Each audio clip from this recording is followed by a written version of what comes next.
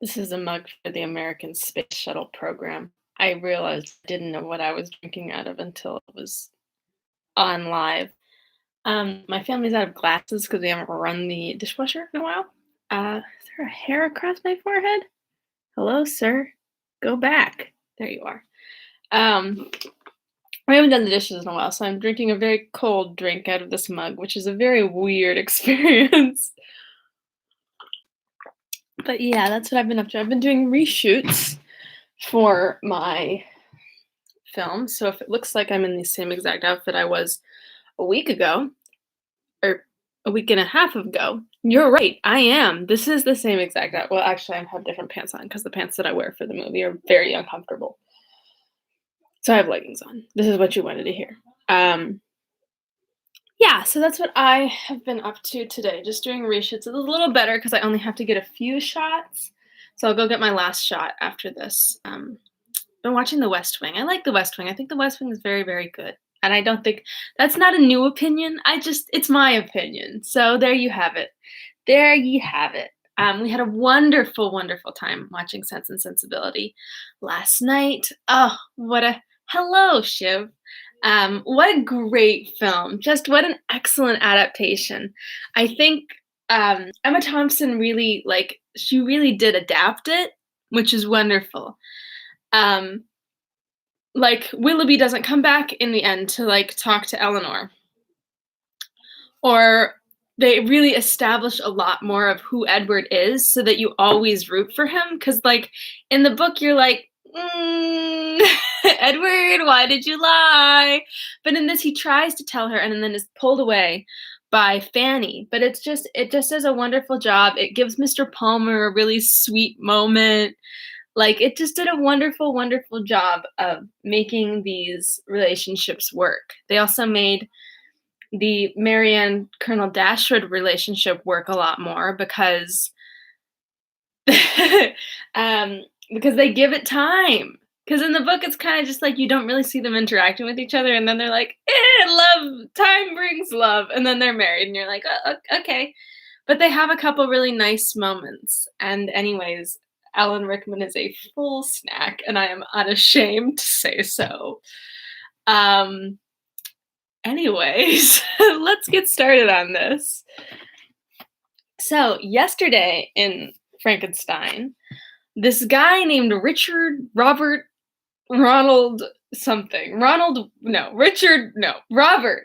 Walton. Girl, you gotta put more names here. She just kept going like R. Walton. Jesus. RW, yes, Robert Walton, our man Robert Walton is like, I want to go on a sea voyage. And so he decides to go on a sea voyage to the Arctic. He wants to find out how magnets work or a way across so that it's easier to ship. But fun fact, at this point it was a huge hunk of ice, so you can't really do that. Anyways, so our boy Robert is like, ugh, I'm so bored on this ship. I'm looking for a friend, but more than a friend, just a guy, but just dudes being guys, but I want to love him. Um, so Robert is having some thoughts, and then he's like, what the hell is that? And he looks off the bow of his ship, and he's like, that's a very large man on a scooter. That's a very large man on a sledge. And he's like, oh, whoa, there he goes. What is he doing out here? And then all of his crew are like, oh, I don't know. So then they give up. And then the next morning, his crew's like, yo, Robert. And they're like, what? He's like, what's going on? And they're like, Robert, there's a guy off the side of the boat. And he's like, what do you mean there's a guy off the side of the boat? We're in the Arctic. And they're like, he's on a chunk of ice. He just floated here and he won't get on board. And Robert's like, what? He won't get on the ship? But he's floating on a chunk of ice. So he leans over the ship and he's like, hello, sir. And the guy is like, where are you going? And he's like, sir, you're on a chunk of ice in the middle of the ocean. Where are you going? And the guy's like, I don't know. And so Robert's like, we're going to the North Pole. And the guy's like, cool, I guess I'll come on board. And Robert's like, did you think you had any other options? So I don't know. Are they going to? I think they're going to the North Pole.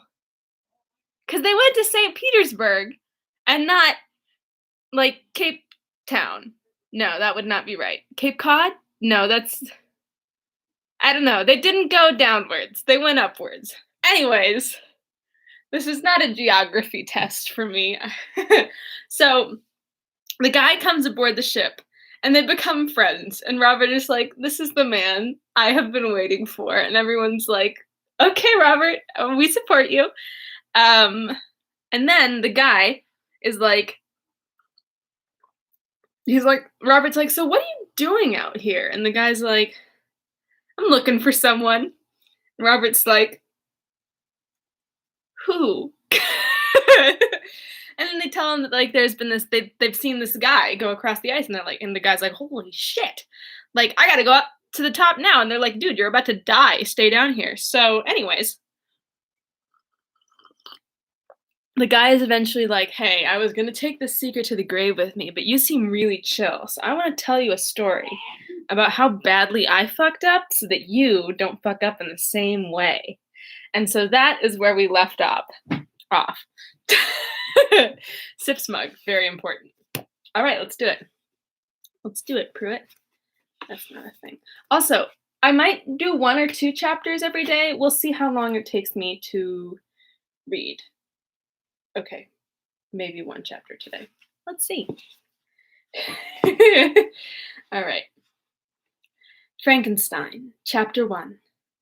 I am by birth a Genovese, and my family is one of the most distinguished of that republic. I believe this is who we currently know as the guy speaking, because Robert's been writing to his sister. Last chapter, quote unquote, was just a bunch of letters that he's writing to his sister. So he's like, "Yo, I'm going to tell you everything this guy tells me to the best of my recollection every night when I write you a letter that I'm going to send to you from the North Pole." Okay. My ancestors had been for many years counselors and syndics, and my father had filled several public situations with honor and reputation. He was respected by all who knew him for his integrity and indefatigable attention to public business. He passed his younger days perpetually occupied by the affairs of his country, and it was not until the decline of life that he thought of marrying and bestowing on the state sons who might carry his virtues and his name down to posterity. As the circumstances of his marriage illustrate his character, I cannot refrain from relating them. One of his most intimate friends was a merchant who, from a flourishing state, fell, through numerous mischances, into poverty. Guys, this man, whose name was Beaufort, I'll do it Beaufort, because that's what it's supposed to be. I'll do it Beaufort for this one. This man, whose name was Beaufort, was of a proud and unbending disposition, and could not bear to live in poverty and oblivion in the same country where he had formerly been distinguished for his rank and magnificence. Is this literally Beaufort? Was he the one who fucked up with the money in Age of Innocence? Sorry. Having paid his debts, therefore, in the most honorable manner, he returned with his daughter to the town of Lucrene, where he lived unknown and in wretchedness. My father loved Beaufort with the truest friendship, and was deeply grieved by his retreat in these unfortunate circumstances. He grieved also for the loss of his society, and resolved to seek him out and endeavor to persuade him to begin the world again, through his credit and assistance. Interesting. Beaufort had taken effectual measures to conceal himself, and it was 10 months before my father discovered his abode. Overjoyed at this discovery, he hastened to the house, which was situated in a mean street near the Ruse. But when he entered, misery and despair alone welcomed him.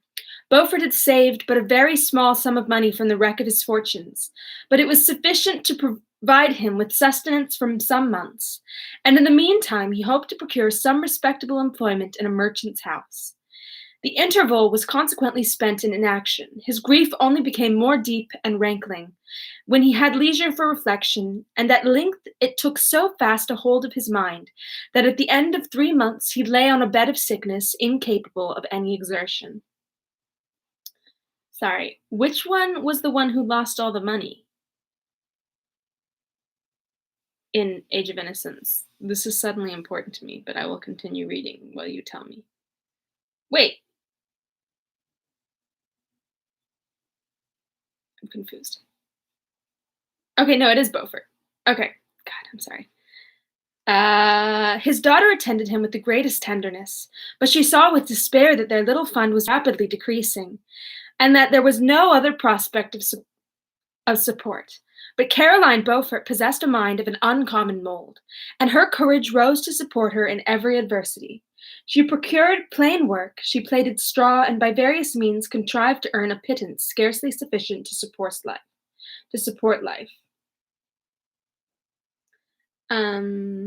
Several months passed in this manner. Her father grew worse, her time was more entirely occupied in attending him. Her means of subsistence decreased, and in that 10th month her father died in her arms, leaving her an orphan and a beggar. This last blow overcame her, and she knelt by Beaufort's coffin, weeping bitterly, when my father entered the chamber. He came like a protecting spirit to the poor girl, who committed herself to his care, and after the interment of his friend, he conducted her to Geneva, and placed her under the protection of a relation. 2 years after this event, Caroline became his wife. When my father became a husband and a parent, he found his time so occupied by the duties of his new situation that he relinquished many of his public employments and devoted himself to the education of his children. Of these I was the eldest, and the destined successor to all his labors and utility. No creature could have more tender parents than mine. My improvement in health were their constant care, especially as I remained for several years their only child. But before I continue my narrative, I must record an incident which took place when I was 4 years of age. My father had a sister whom he tenderly loved, and who had married early in life an Italian gentleman, Ella Malenska. Soon after her marriage, she had accompanied her husband into her native country, and for some years my father had very little communication with her. About the time I mentioned, she died, and a few months afterwards he received a letter from her husband, acquainting him with his intention of marrying an Italian lady, and requesting my father to take charge of the infant Elizabeth, the only child of his deceased sister. "It is my wish," he said, "that you should consider her as your own daughter, and educate her thus. Her mother's fortune is secured to her, the documents of which I will commit to your keeping. Reflect upon this proposition, and decide whether you would prefer educating your niece yourself to her being brought up by a stepmother." My father did not hesitate, and immediately went to Italy, that he might accompany little Elizabeth to her future home. I have often heard my mother say that she was at that time the most beautiful child she had ever seen, and showed signs even then of a gentle and affectionate disposition. These indications, and a desire to bind as closely as possible the ties of domestic love, determined my mother to consider Elizabeth as my future wife, a design which she never found reason to repent. Now, riddle me this. If whoever is currently speaking, father's sister's child, that's his cousin, right? There's no dilly-dallying around it, right? We're nervous.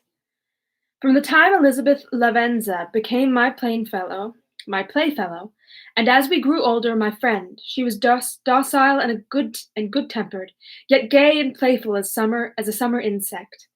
Although she was lively and animated, her feelings were strong and deep, and her disposition uncommonly affectionate. No one could better enjoy liberty, no one yet could submit with more grace than she did to constraint and caprice. Her imagination was luxuriant, yet her capability of application was great. Her person was the image of her mind. Her hazel eyes, although as lively as a bird's, possessed an attractive softness. Her figure was light and airy, and though capable of enduring great fatigue, she appeared the most fragile creature in the world.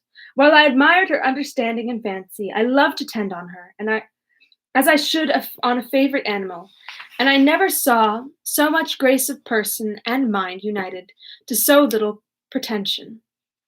Everyone adored Elizabeth. If the servants had any request to make, it was always through her intercession. We were strangers to any species of disunion and dispute, For although there was a great dissimilitude in our characters, there was a harmony in that very dissimilitude. Oh God. I think it's very interesting because I've already like crashed and burned over like 4 words of whoever's speaking, but I could speak all of Robert's words. So, Mary Shelley, why you gotta be smarter than me? um, I was more calm and philosophical than my companion, yet my temper was not so yielding. My application was of longer endurance, but it was not so severe whilst it endured. I delighted in investigating the facts relative to the actual words. She busied herself in following the aerial creations of the poets. The world was to me a secret which I desired to discover. To her it was a vacancy which she sought to people with imaginations of her own. My brothers were considerably younger than myself, but I had a friend in one of my schoolfellows who compensated for this deficiency. Henry Clerval, Cavil? Henry Clerval was the son of a merchant of Geneva, an intimate friend of my father. He was a boy of singular talent and fancy. I remember when he was 9 years old, he wrote a fairy tale, which was the delight and amazement of all his companions. His favorite study consisted in books of chivalry and romance, and when very young, I can remember that we used to act plays composed by him out of these favorite books, the principal characters of which were Orlando, Robin Hood, Amadis, and St. George. No youth could have passed more happily than mine. My parents were indulgent, my companions amiable. Our studies were never forced, and by some means we always had an end placed in view, which excited us to ardor in the prosecution of them. It was by this method, and not by emulation, that we were urged to application. Elizabeth was not incited to apply herself to drawing, that her companions might not outstripe her, but through the desire of pleasing her aunt, by the representation of some favorite scene done by her own hand. We learned Latin and English that we might read the writings in those languages, and so far from study, being made odious to us through punishment. We loved application, and our amusements would have been the labors of other children. Perhaps we did not read so many books, or learn languages so quickly, as those who are disciplined according to the ordinary methods, but what we learned was impressed the more deeply on our memories.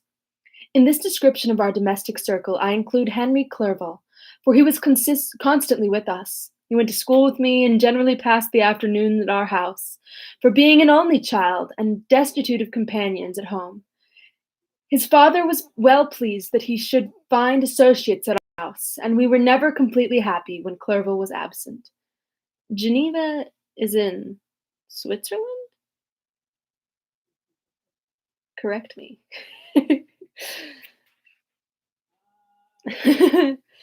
um,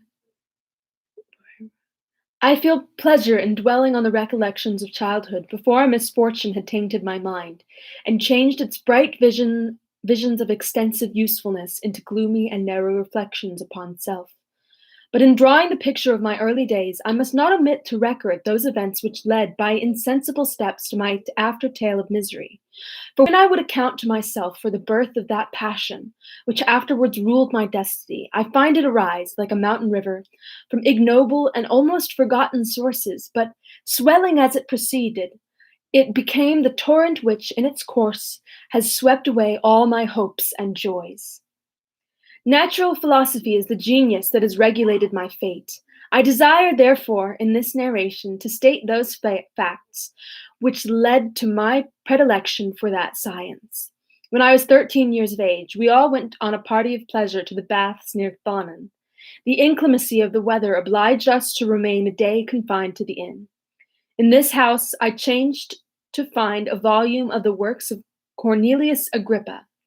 I opened it with apathy. The theory which he attempts to demonstrate and the wonderful facts which he relates soon changed this feeling into enthusiasm. Ooh, look at that. I get 1 point for geography today. A new light seemed to dawn upon my mind, and bounding with joy, I communicated my discovery to my father. I cannot help remarking here that many opportunities instructors possesses of directing the attention of their pupils to useful knowledge, which they utterly neglect. My father looked carelessly at the title page of my book and said, "Ah, Cornelius Agrippa. My dear Victor, do not waste your time upon this. It is sad trash." Me on occasion, though I am forcing myself to no longer speak in such words. If, instead of this remark, my father had taken the pains to explain to me that the principles of Agrippa had been entirely exploded, and that modern system of sciences had been introduced which possessed much greater powers than the ancient, because the powers of the latter were chimerical, while those of the former were real and practical. The only reason I got that word was because of the 25th annual Putnam County Spelling Bee. I cannot remember the definition of chimerical, though. Um, Under such circumstances, I should certainly have thrown Agrippa aside, and with my imagination warmed as it was, should probably have applied myself to the more rational theory of chemistry, which has resulted from modern discoveries. It is even possible that the train of my ideas would never have received the fatal impulse that led to my ruin. But the cursory glance from my father had taken my father but the cursory glance my father had taken of my volume by no means assured me that he was acquainted with its contents, and I continued to read with greatest avidity. When I returned home, my first care was to procure the whole works of this author, and afterwards of Paracelsus and Albertus Magnus. I read and studied the wild fancies of these writers with delight. They appeared to me treasures known to few beside myself, and although I often wished to communicate these secret stores of knowledge to my father, yet his indefinite censure of my favorite Agrippa always withheld me. I disclosed my discoveries to Elizabeth, therefore, under a promise of strict secrecy, but she did not interest herself in the subject, and I was left by her to pursue my studies alone. Marissa. Um, It may appear very strange that a disciple of Albertus Magnus should arise in the 18th century, but our family was not scientifical, and I had not attended any of the lectures given at the schools of Geneva. My dreams were therefore undisturbed by reality, and I entered with the greatest diligence into the search of the philosopher's stone and the elixir of life. But the latter obtained my most undivided attention. Wealth was an inferior object, but what glory would attend the discovery if I could banish disease from the human frame and render man invulnerable to any but a violent death? Nor were these my only visions. The raising of ghosts or devils was a promise liberally accorded by my favorite authors, the fulfillment of which I most eagerly sought.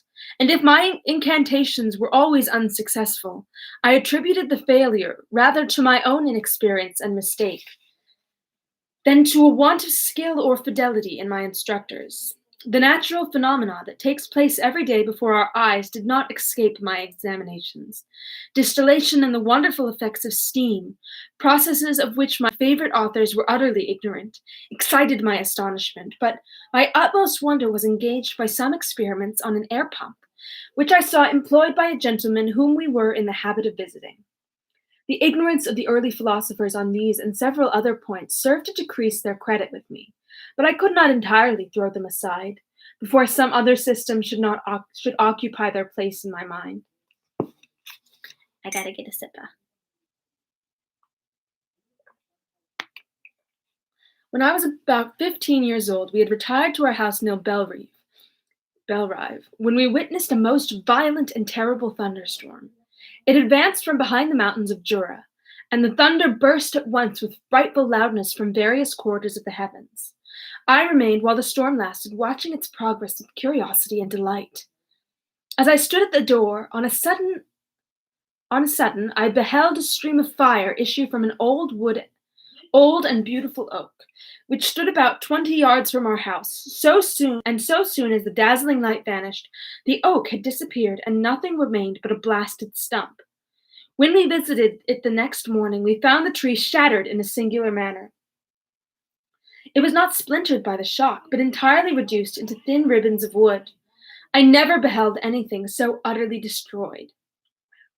The catastrophe of this tree excited my extreme astonishment, and I eagerly inquired of my father the nature and origin of thunder and lightning. He replied, "Electricity," describing at the same time the various effects of that power. He constructed a small electrical machine and exhibited a few experiments. He made also a kite with a wire and string which drew down that fluid from the clouds. This last stroke completed the overthrow of Cornelius Agrippa, Albertus Magnus, and Paracelsus, who had so long reigned the lords of my imagination. But by some fatality I did not feel inclined to commence the study of any modern system, and this disinclination was influenced by the following circumstance. My father expressed a wish that I should attend a course of lectures upon natural philosophy, to which I cheerfully consented. Some accident prevented my attending these lectures until the course was nearly finished. Some accident, i.e., you were not going to class. He might be wrong, but I would prefer to be right. The lecture, being therefore one of the last, was entirely incomprehensible to me. The professor discoursed with the greatest fluency of potassium and boron, of sulfates and oxides, terms to which I could affix no idea, and I became disgusted with the science of natural philosophy, although I still read Pliny and Buffon. That's my only Buffon. I'll say Buffon, so I don't say buffoon. I still read Pliny and Buffon with delight, authors, in my estimation, of near equal interest and utility. My occupations at this age were principally the mathematics and most of the branches of study appertaining to that science. I was busily employed in learning languages. Latin was already familiar to me, and I began to read some of the easiest Greek authors without the help of a lexicon. I also perfectly understood English and German. This is the list of my accomplishments at the age of 17, and you may conceive that my hours were fully employed in acquiring and maintaining a knowledge of this various literature. Another task also developed upon me when I became the instructor of my brothers. Ernest was 6 years younger than myself, and was my principal pupil. He had been afflicted with ill health from his infancy, through which Elizabeth and I had been his constant nurses. His disposition was gentle, but he was incapable of any severe application. William, the youngest of our family, was yet an infant, and the most beautiful little fellow in the world. His lively blue eyes, dimpled cheeks, and endearing manners inspired the tenderest affection. Such was our domestic circle, from which care and pain seemed forever banished. My father directed our studies, and my mother partook of our enjoyments. Neither of us possessed the slightest preeminence over the other. The voice of command was never heard amongst us, but mutual affection engaged us all to comply with and obey the slightest desire of each other. That's the end of chapter 1. Bring out the spooks. I want the spooks. Bring out the spooks. That's what I have to say about that chapter. I guess we're world building. Can't we just scare me? I was gonna save this book till October, but then I was like, dude, I can't wait till October, and I might not be doing this in October, so bird in the bush, baby. Bird in the hand, baby. There we go. Versus 2 in the bush. Interesting. Well, now we know it's Frankenstein. Victor Frankenstein. Are they German? I know not. All right. Well, that was actually perfect. We're actually on time for once. What a shock. What a surprise. And I'm going to go make some film that I don't really want to make. I just want it to be done. I want to say goodbye. Okay, cool. Victor is German. Interesting. We've done the US, we've done Germany, and we've done, well, not really Germany. I guess he's in Switzerland right now. And we've done England. We're taking a trip of white people. Oh boy. High geography day for Sophie. That's a 2 for 1. 2 for the price of 1. All right. I'm gonna sign off for today. Hopefully tomorrow will be a little spookier. That's what I'm waiting for. I'm waiting for the spooks. But also, I'm just here for the classic literature. Well, what am I really here for? Let's be real. Let's be real. All right. I will see you soon. Thank you for tuning in today. I always enjoy this so much. Tomorrow is Sunday. I am baking eclairs tomorrow, so you'll likely see me halfway through that because it's probably going to take me a lot longer than I want it to. But they're going to be delicious, and you'll probably get to see them. Okie dokie, see you tomorrow at 3. Bye. Goodbye.